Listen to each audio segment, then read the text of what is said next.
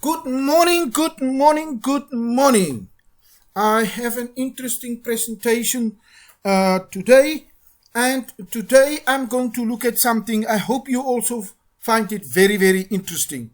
Now, you know the encounter that Moses had with the burning bush with the angel of the Lord. And it is interesting what the angel of the Lord told Moses. And the angel of the Lord told Moses that he is the God of Abraham and Isaac and Jacob. But he didn't give him a new name.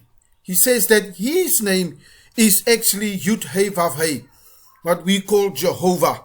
Yud-Heh-Vav-Heh, just for interesting, from the next presentations of Shekhinah, you're going to find out that the gematria for Yud-Heh-Vav-Heh is 26.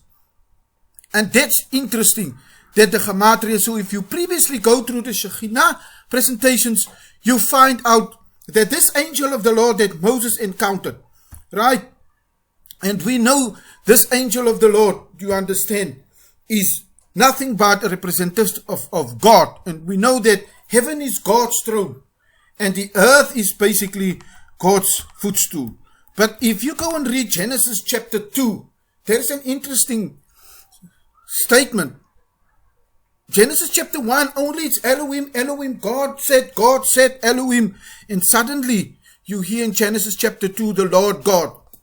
Right? So now you hear, right, Adonai Elohim. So that's interesting that this Yud-Heh-Vav-Heh, this angel, are being introduced in the garden. Right? And we know what happened in the Garden of Eden. Right? And so this angel that basically is in the presence, you understand, of the heavens, and it's filled with the presence of heaven. And we know the Shekhinah cannot be basically being put at one place. It transcends. It basically even breaks through the heaven. And if you now remember the gematria of the Yud-Heh-Vav-Heh, you find it's actually 26. But now when you look at heaven, and you look at the Hebrew word for heaven, Shamayim, you find out that Shamayim is 15 times Yud-Heh-Vav-Heh. So it means that heaven is really God's throne, and that you can see that this angel, right, who is saying that he is Yud-Heh-Vav-Heh, really reside in heaven. So that's interesting. And the Shekhinah that basically transcends right through the heavens, right, because the earth is filled with the glory of God, the kavod, which is 32. From our previous presentations, you find out it's the same as heart, that the Shekhinah that manifests as the kavod was always destined to the heart of the Jew.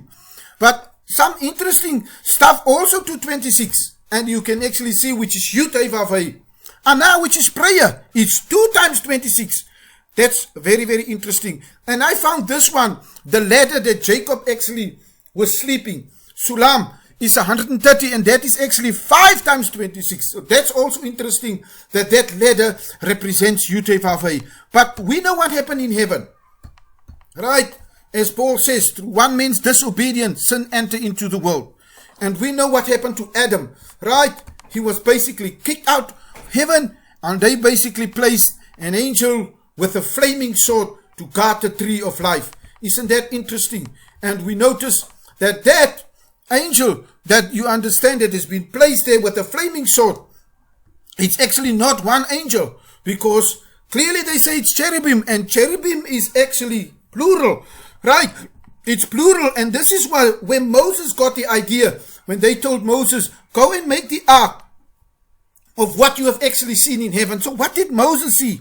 Because why is the ark with 2 cherubim? And why is it then Hezekiah and both King David in the Psalms are basically, when they praying, they say, the Lord that basically sits enthroned between the cherubim, right? Because it's basically the entrance, the guarding of, very important, of the paradise. And they're referring to the Lord, and we know who's the Lord. That's the angel of the Lord, which is gematria 26. And we know what happened to Adam when he was kicked out. Now you're going to find something very interesting. They told Adam, because he has sinned, you all know the story from Genesis chapter 3. They said, remember that you are your dust, and to dust you shall return. That's interesting. That's actually a curse that they cursed the man. But now you're going to find something very interesting from the curse, because God told him, thou shalt not eat from the land, right? Because cursed is the ground for thy sake. In sorrow thou shalt eat all the days of thy life. Well, that I found very, very interesting, right? That the curse that is being put on this man, right? Even if you go and look in the Talmud, the same thing, that he's created from dust, and basically to dust he shall basically return back. But this is the crux, and this is basically the topic of our presentation. Adam and mankind is cursed. But oh my word, this is what we refer to as an oxymoron. This is what we basically referring to a paradox, a paradoxal oxymoron. How can you curse somebody, but you actually find out that the curse is going to be a blessing? What? Exactly. The curse that Adam is being cursed by the sweat of your face. You will eat bread. The man is actually cursed with bread till you return to the ground, because from it you were taken. For you are dust, and to dust you shall return. You are being cursed by bread, cursed by bread. Oh my word. But the bread will turn out to be the blessing. How is the bread going to be the blessing? Because interesting that you notice that the Hebrew term for bread is lechem, right? You remember Bethlehem, where Jesus was born in Bethlehem. And then you notice that lechem is actually 78, the gematria, and is 26.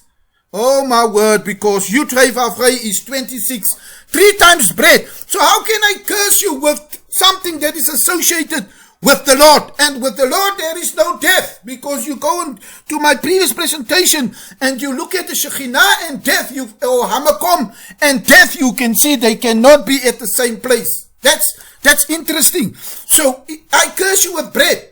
But bread is basically associated with Yud Hei Vav Hei, which is actually alive. So the bread that I'm cursing you will actually make you alive. What? Exactly. So now I understand when Moses is saying that I brought you into the desert. And then this is what I'm bringing you into the desert for, so that you should learn that men shall not live by bread alone. What? But he shall live by everything, right, that comes from the mouth of the Lord. Isn't that interesting? That he says, right? So why is he basically cursing the man? He is actually not cursing him, he is disciplining him. Disciplining him. What do you mean he's disciplining him? Because know then in your heart that the man disciplines his son, so the Lord your God disciplines you. That's what Deuteronomy says. So I'm cursing you, right? I'm disciplining you. But the curse will end up actually as a blessing. So let's go and zoom into bread, our presentation today. We are going to talk a lot about bread, and you are supposed to be cursed with bread. And then you notice like bread is 26, 3 times Yud Hei Vav Hei.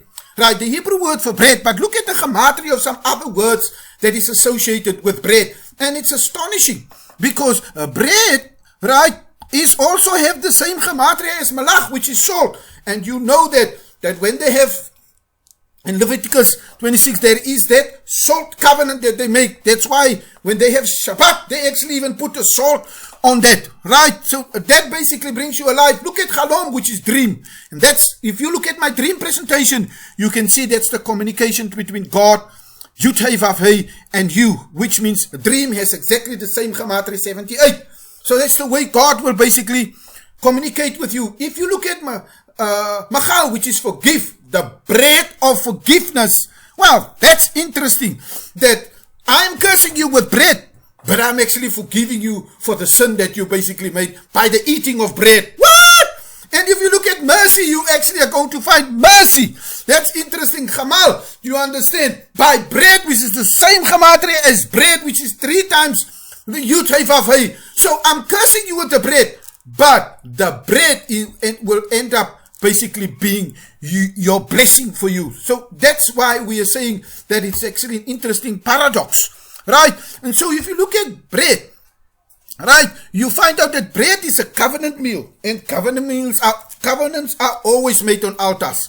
And if you notice my presentation on altars, right, you notice that all altars is nothing but portals. They are divine portals, right? And we know what is coming through the portal, which is the Shekhinah.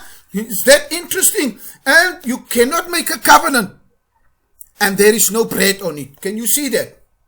Bread and wine is always associated with all covenants. So right now through the history, let's go through the history of mankind. We start with Adam, and then we notice that Adam, right, God made a covenant with Adam, which means there was bread on their table, right? Then he made a covenant with Noah, right? And we know that was also bread. He made the covenant with Abraham, there was bread. He made the covenant with Moses in heaven. So Moses did not just eat like earthly bread, because he was in heaven when he ate the bread, right? David covenant, right?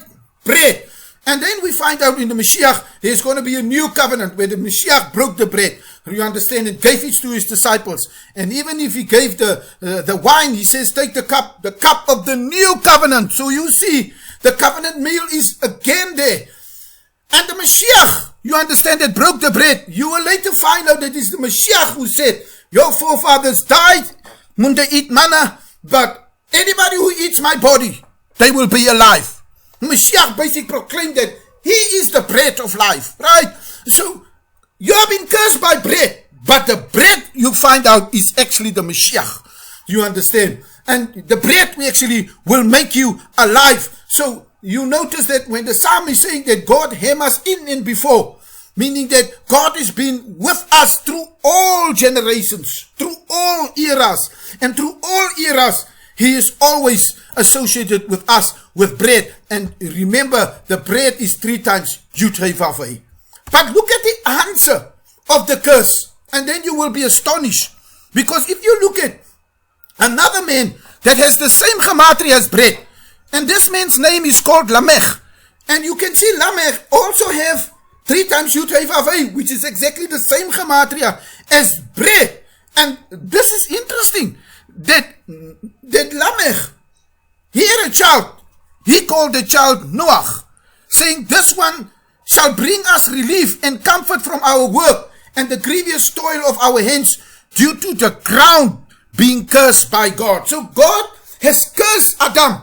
Can you see that? And he curses the ground. And then by the bread of your brow, right, in the sweat of your brow, you shall eat bread, by the sweat. So he is being cursed.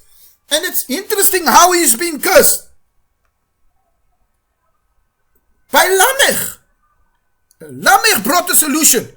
And Lamech is actually that bread. So what is the solution that Lamech brought? Because Lamech had a child.